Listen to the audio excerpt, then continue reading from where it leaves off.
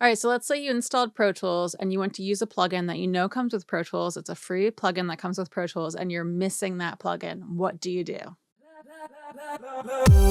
So today's probably going to be a bit of a shorty video. I don't have a ton of time, but what I wanted to cover is something that's come up a few times with students in the past, probably like a bunch of times actually. It's come up quite a bit. But it's the idea that maybe you recently installed Pro Tools or even not recently, who knows, right? And you go to open up a plugin and you know it's a free plugin that comes with Pro Tools that other people you know are using and enjoying, and it's missing from your options when you click to add an insert in Pro Tools. So first of all, there are a few reasons why this might happen. Sometimes you just need a different type of track, right? Sometimes you do have the plugin installed, but for various reasons, it doesn't show up as an option within your menu, right? So it could be, for example, if it is a plugin that doesn't have stereo capability, maybe you're trying to add it to a stereo track and it needs to be on mono or vice versa, right? Sometimes that happens. I have actually a whole video about that kind of issue that I will link on the cards, and I will also link in the description below. So please check that out if you want to check that out. That's kind of talking more about, what happens when you know you have the plugin installed, but it's not showing up for whatever reason. Today, what we're addressing is the idea that it didn't get installed at all. And so the thing that I've been noticing is I'm just going to do Command Tab to switch to Avid Link here.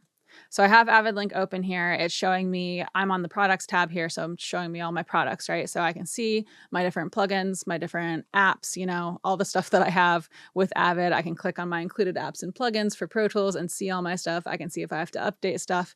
It's a pretty great piece of software, right?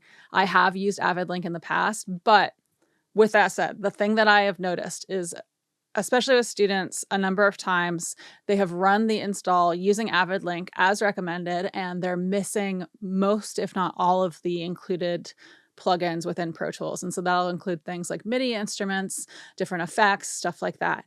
So what I have realized is that sometimes it seems to skip over some stuff for whatever reason, right? So you may have run an install, you may have followed the rules, follow the instructions, right? And you might still be missing plugins. So what I would recommend doing, if you have not already in this kind of case, right, is, and even if you don't notice that you are missing plugins, you might want to do this, is you want to go to avid.com. So I'm going to switch over to my browser here. And you just want to go to the login and log into your account. So I'm just going to do that really quickly. All right, so now I'm logged into my Avid account. So I'm going to go to my account and I'm going to click on my products here. And what it'll do is it'll take you to this page that also lists your products. So it's very similar to what we have in Avid Link, but I found it to be a little bit more consistent and reliable in terms of, this is kind of like the manual way to install your stuff, right? So it's been a little bit more reliable as long as you know what you're looking at, right? So I have a bunch of different versions of Pro Tools that I've had over the years. And basically this is the version that I'm running on this machine, right? Is the ultimate subscription. So I'm going to open this one up, but you open up, whichever one you have, whichever one you're using. And so now this is open. You can see that I actually have 2 subscriptions here for Pro Tools Ultimate for 2 of my machines, right? And so what you can do is click on this view software download links and product details.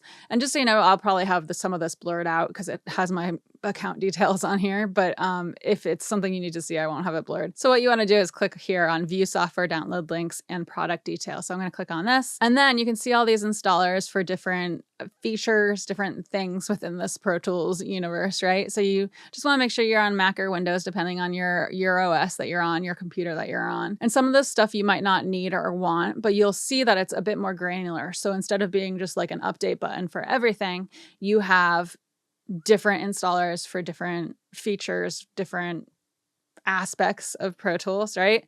So what I do is I'll look through here and I'll be like, all right, I already installed Pro Tools, so I know that I have this DMG, right? I don't need that. I already installed it. It's already done, right?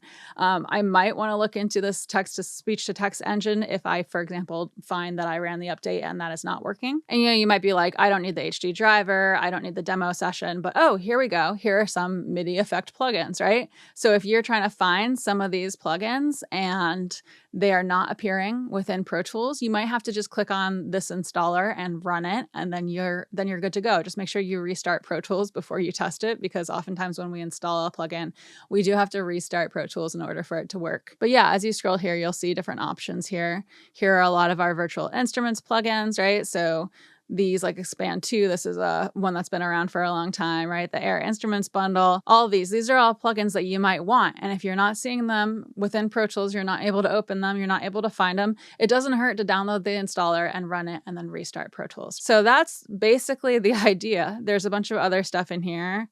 Oop, I didn't mean to right click there. But there's a bunch of other stuff that we can dig into. Here are a bunch of plugins here, right? The Pro Limiter, for example, that's one that I use a lot. Smack, right? There's a bunch of different Pultec bundle. That one's really good. I use that a lot. Real Tape Suite. This is often a favorite. But yeah, so if you are missing plugins, this is what I recommend doing, is going here and running the install. It can be a bit annoying if you're doing all of these, but at least then you have a way to find them and make sure they're installed properly before you either move on with your troubleshooting or, you know, solve the problem and move on to creating whatever you're creating. So yeah, that's it. Like I said, it's probably a bit of a shorty video, but I just wanted to share this because I know I've run into this a bunch of times with students. It's the idea that if you've run Pro Tools, you might be missing some plugins. I see it pretty frequently, and I don't know why it tends to happen when people run the installer through Avid Link. It should be a bit better, a bit more reliable, you know, but there is an easy fix, and it is signing into that avid.com account, going to your products page and finding these installers and running them. So I hope someone out there finds that useful. Let me know what you think in the comments below. As always, like, comment, subscribe, hit the notification bell. I have a Patreon as well. It's patreon.com/CatoNoise. My patrons get access to additional content. We have a Discord server we're hanging out on. We're running a book club on the Discord server. It's been a lot of fun. And you can join for as little as $1 a month. So please check that out if you feel so inclined. And other than that, I come out with new videos every Wednesday. And thank you so much for hanging out. Okay.